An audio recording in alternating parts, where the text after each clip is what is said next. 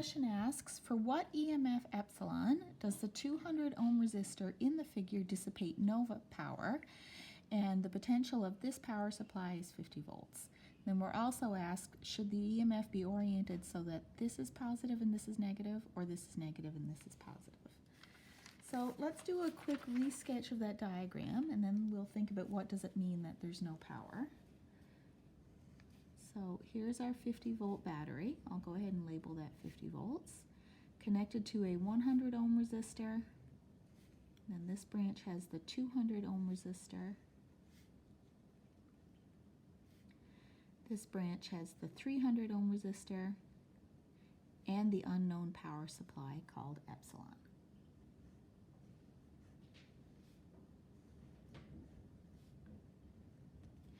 So the first thing we can do in these problems is let's get a sketch in which way our currents flow, and lots of that is arbitrary. Some of it isn't. So for this power supply, our current will come out of the positive, will flow around this way. We'll call this current I1. Then let's say that leads to current I2 flowing down this way and current I3 flowing along this way. For our power supply to more or less match the battery, let's assume for right now that we go from a negative to a positive, that when we go through a battery, we increase the potential. If we're wrong about those terminals, we'll get the wrong sign for our potential at the end of the problem. So if we're wrong, we know how to check it out. Let's write down our Kirchhoff's laws. So let's do a loop first, which comes around in here. Let's call this loop 1.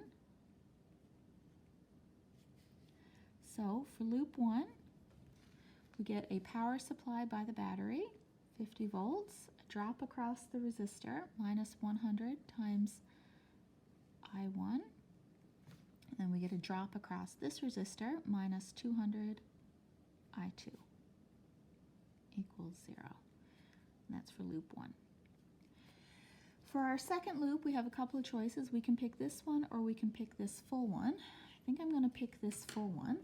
And again, I'll just quickly redraw the sketch so that we don't get too messed up in any single diagram.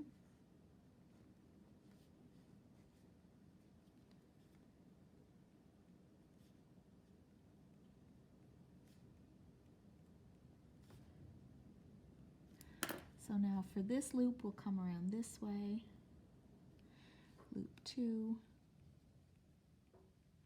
So in this loop, we have an increase with our battery, 50 volts, a drop over the 100 ohm resistor, a drop over the 300 ohm resistor. Remember that guy has current I3 going through it. And then our battery, we assumed this was the low end of the potential, this was the high. We go from low to high, which means we have a potential increase. So we write down plus epsilon equals 0. So there's our two loop rules. Let's also write down our current law.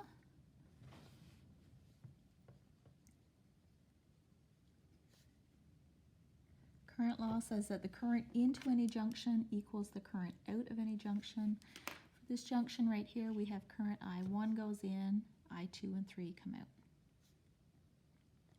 Okay, so there's our Kirchhoff's laws written down.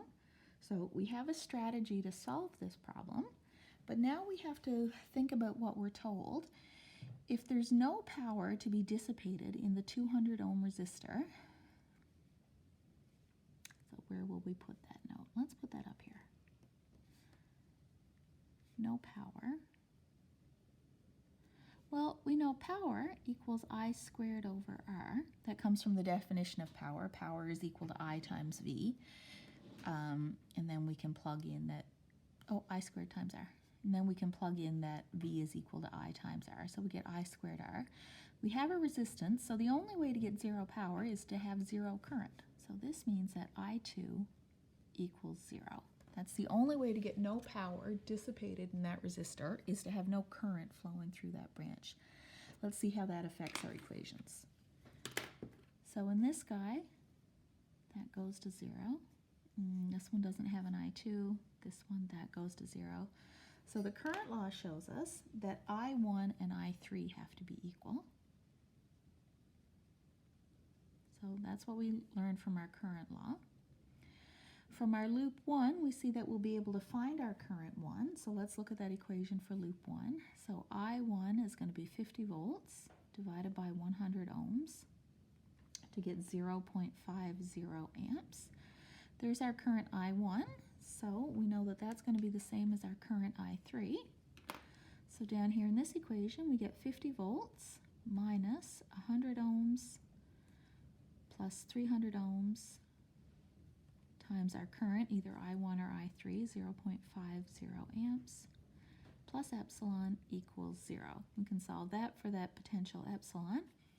Remember, if our number comes out positive, we guess the correct direction of our orientation. If our number comes out negative, we guess the wrong direction for our orientation. So epsilon is going to be 100 plus 300 ohms times 0.50 amps, subtract 50 volts. So 100 plus 300 is 400. 400 times 0.5 is 200. 200 minus 50 volts gives us 150 volts. That's a positive number, so we did pick the correct orientation. So our battery potential, our unknown potential, is 150 volts with negative at top.